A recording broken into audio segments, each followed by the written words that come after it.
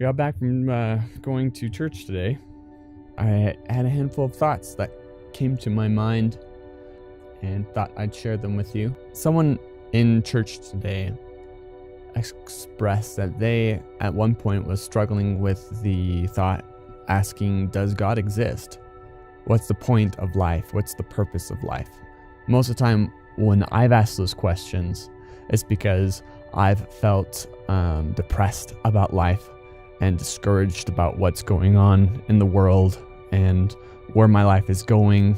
Yeah, my arm's getting tired. I'm gonna reset up here. Is that even the right question to ask? What's influencing me to ask those questions to begin with? The answers to those questions don't really matter anyway. I know a lot of people would argue that. You can't prove what answer's right with those absurd questions. Does God exist, and what is the purpose of life?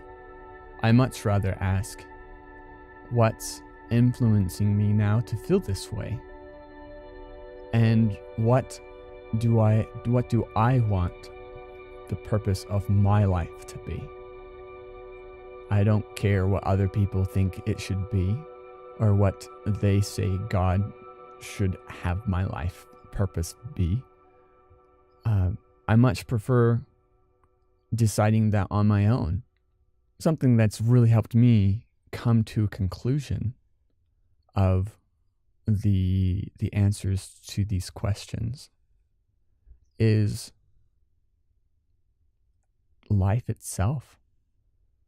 I look at flowers. Flowers is such an odd thing to bring up, right? But when I look at a flower, I feel joy. I feel peace. I feel happiness, right? That plant, from what we understand, the plant's purpose is, as we observe the plant growing and producing this beautiful flower to give to the world, or even to the honeybee that lands and gathers its nectar, and in exchange, it pollinates the flower and continues life in a very joyous, in a celebrative way. At least that's the way I understand it, right? By just looking at this flower. The same feelings that I feel while looking at admiring a flower are the same feelings I feel when holding a newborn child. The feelings I feel with a child is even deeper and more thought-provoking.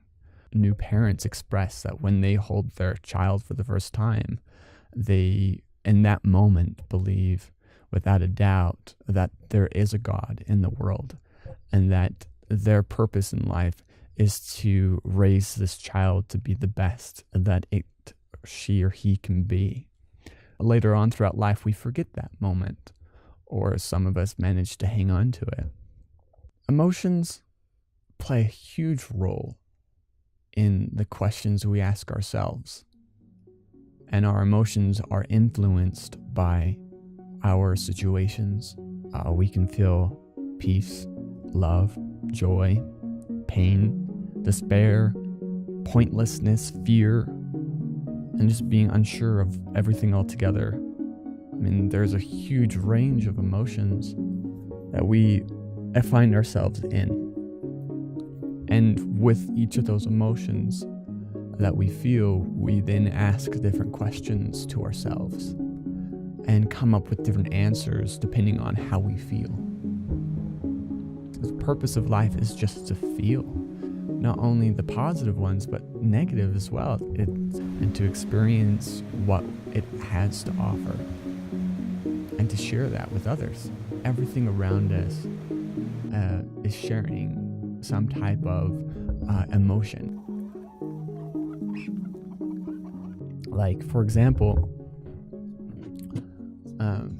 the wood carver made friends with this wood carver when I was backpacking through Hawaii, and he gave me this turtle. Now, this turtle was hand carved. You just have to admire it. You can tell that it was carved with love, with positive emotions. He really enjoyed the process of making this turtle. As I have a sense of gratitude a sense of wonder and a sense of beauty when I look at this piece of wood that the carver has infused his emotions into it because of the way he shaped it and loved it, right? Same thing with this ukulele. Someone who made this ukulele has infused it with their passion of making music, their passion of making instruments. Now, the same thing can be said to negative emotions. I don't really keep negative emotions around me, but let me see if I can find something. I might be able to find it in the trash.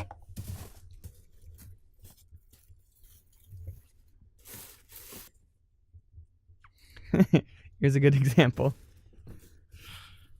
This is a snot rag. Disgusting, right? But it has been infused with an emotion.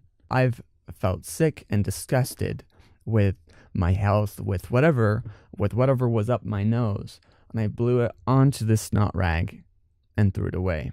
And now that anyone who looks at it now feels those same emotions. It's like, ugh, that's disgusting. Someone's blown their snot in that. I don't want to experience that. Everything around us gives us something to feel. The right question to ask isn't, is God real and what is my purpose in life? The better question to ask is, how do I feel now? And how do I want to be feeling? And how do I get there? Whatever belief you want to believe, action you want to take, purpose you want to make and give yourself, doesn't really matter.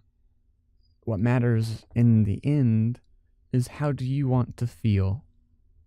Because those feelings are going to direct your thoughts, your questions, and your answers anyway. Give yourself permission to feel that way. Or many times I felt that I was undeserving of love and affection and joy, those positive emotions. And I realized at one point that I just needed to stop denying myself that of just being grateful, I'd have these wonderful moments with my family, like with my brother, that are really positive and meaningful. And I didn't allow myself to just be grateful for the moment because I was too worried about the problems that I was facing in other areas of my life. And it's important to just kind of let go because for me, I want to feel joy. That is my number one purpose in life, is to invite joy into my life and bring it into the life of those around me. That's my purpose. That's what it all boils down to. And I have many other things that I do to express that in my life. My dreams that I have, my goals, everything that I do every day is bent and directed towards that number one goal, is to invite joy into my life and the life of those around me.